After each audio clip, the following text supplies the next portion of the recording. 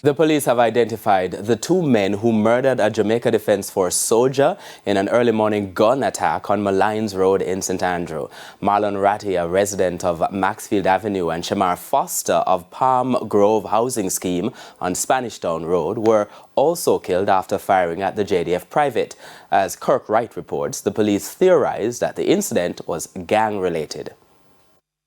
It was a dismal affair for commuters and motorists who intended on using Malines Road Monday morning. Motorists especially were unsure of the routes to bypass the crime scene in the vicinity of the Olympia Crown Hotel. It's where an Audi motorcar, which was being driven by 26-year-old Fernando Dixon, a Jamaica Defence Force private, made its final stop following a deadly gun attack. It's reported that Private Dixon and 4 other occupants had just left the club on Constant Spring Road, where... After leaving the club, members of the Room Gang were traveling in the motor car along Malines Road when 2 men who we believe are aligned to the William Lane Gang and traveling on a motorcycle opened gunfire on the said motor car being driven by the now deceased. Dixon is the only occupant from the vehicle who was hit. He was taken to hospital where he was pronounced dead. Reports are that Dixon managed to use the Audi motorcar to hit the motorbike driver Shamar Foster and his pillion Marlon Ratty off the motorbike. Both were killed on the scene.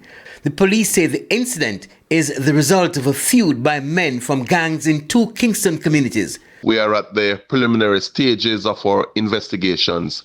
However, we are theorizing that this incident is part of an ongoing gang conflict between the Room Gang, that is based in the St. Andrew Central Division, and the William Lane Gang, which is based in Kingston Western Division. The police say 2 of the occupants who were traveling in the Audi are persons of interest. 2 men from the motor car have been taken into custody in regards to investigations into criminal activities across the corporate area. We, at this time, are seeking 2 other persons of interest. One goes by the name of Mushi Gushi and Whistle. We believe that these persons can assist us in our investigations regarding this particular incident, and we are therefore asking them to report to the RFA3 CIB by 6 p.m. today. Kirk Wright, TVJ News.